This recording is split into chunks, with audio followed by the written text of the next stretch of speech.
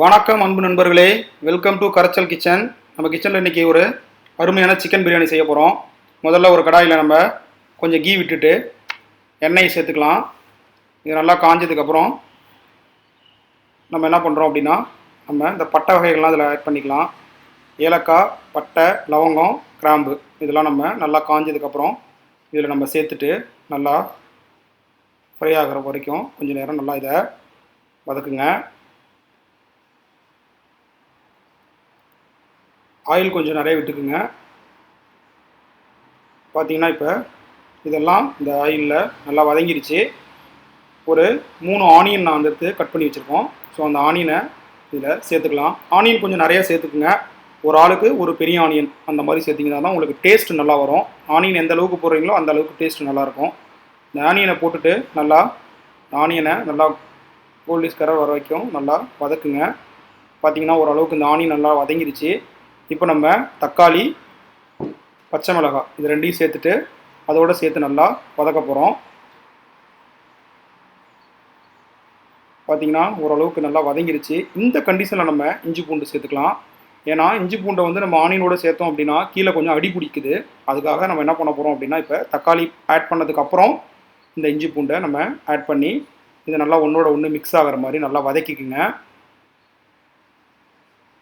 பார்த்தீங்கன்னா இப்போ எல்லாம் வதங்கிடுச்சு. இப்போ நம்ம கொஞ்சம் கொத்தமல்லி, புதினா கட் பண்ணி நல்லா கழுவி வச்சுருக்கோம். அதை நம்ம இதில் ஆட் பண்ணி அதோடு சேர்த்து நல்லா வதக்கிக்கிட்டு இப்போ நம்ம இந்த பவுடர் ஆட் பண்ணிக்கிறோம். நான் காரத்துக்கு ஒரு 3 ஸ்பூன் மிளகாய்த்தூள், 1 டேபிள் ஸ்பூன் மஞ்சள் தூள், கொஞ்சம் கரம் மசாலா ஆட் பண்ணுறேன். ஸோ இதெல்லாம் ஆட் பண்ணிக்கிட்டு இந்த மசாலா நல்லா பச்சை ஸ்மெல் போகிற வரைக்கும் நல்லா மீடியம் ஃப்ளேமில் நல்லா வதக்குங்க. பார்த்திங்கன்னா ஓரளவுக்கு நல்லா வதங்கிடுச்சு. இப்போ 2 டேபிள் ஸ்பூன் தயிர் இதில் ஆட் பண்ணுறோம். பாருங்கள், கலர் பார்க்குறதுக்கே ரொம்ப சூப்பராக இருக்குது. இந்த தயிரோடு அதை நல்லா மிக்ஸ் பண்ணிக்கோங்க. இதை நல்லா மிக்ஸ் பண்ணிக்கிட்டு நம்ம இந்த கண்டிஷனில் நம்ம ஒரு லெமன் புழிஞ்சு வச்சுருக்கோம். அந்த லெமனையும் சேர்த்துட்டு நம்ம கழுவி வச்சுருக்க சிக்கனை இதில் ஆட் பண்ணிக்கலாம்.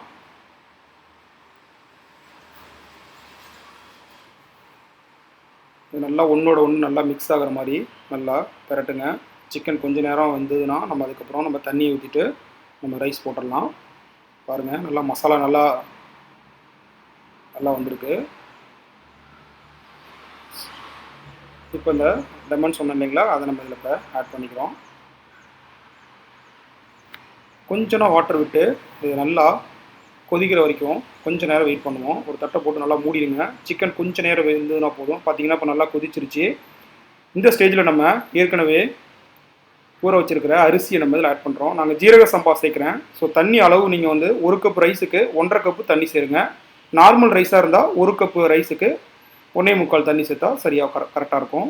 கொஞ்சம் நான் ஜூஸியாக இருக்கணும், பிரியாணி ரொம்ப உதிரியாக இருக்க வேண்டாம் அப்படிங்கிறதால கொஞ்சம் நான் தண்ணி அதிகமாக வச்சுருக்கேன். இப்போ பார்த்தீங்கன்னா ஓரளவுக்கு தண்ணிலாம் சுண்டி நமக்கு பார்த்திங்கன்னா தம் போடுறதுக்கு ரெடி ஆகிடுச்சு. ஸோ இப்போ கொஞ்சம் இதில் நெய்யை நம்ம ஆட் பண்ணிவிட்டு கொஞ்சம் இதுக்கு மேலே நம்ம இந்த கொத்தமல்லி, புதினாவெல்லாம் நம்ம இதில் சேர்த்துட்டு இப்போ தம் போட போகிறோம். தம் எப்படி போடுறோம் அப்படின்னா, இதுக்கு முன்னாடி என்ன பண்ணுறேன் அப்படின்னா, ஒரு குக்கரில் நல்லா வாட்டரை கொதிக்க வச்சு நான் க்ளோஸ் பண்ணி வச்சுருக்கேன். இப்போ நம்ம இது மாதிரி போட்டுட்டு இதில் ஒரு துணியை மேலே வச்சு நல்லா ஒரு கேப் இல்லாத மாதிரி நல்லா லாக் பண்ணிவிட்டு நம்ம ஏற்கனவே தோசைக்கல்லில் சிம்மில் வச்சு தோசைக்கல் நல்லா ஹீட் ஆகி ரெடியாக இருக்குது. ஸோ இதை நம்ம என்ன பண்ண போகிறோம்னா அப்படியே அதில் ட்ரான்ஸ்ஃபர் பண்ண போகிறோம். ஸோ சிம்மில் வந்து ஒரு 5 to 10 மினிட்ஸ் சிம்மில் வைங்க. அதுக்கப்புறம் ஆஃப் பண்ணிடுங்க.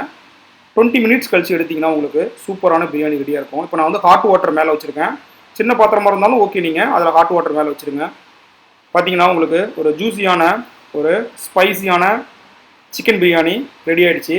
ட்ரை பண்ணி பாருங்கள், கண்டிப்பாக உங்களுக்கு பிடிக்கும். மீண்டும் ஒரு வீடியோவுடன் சந்திப்போம். நன்றி, வணக்கம்.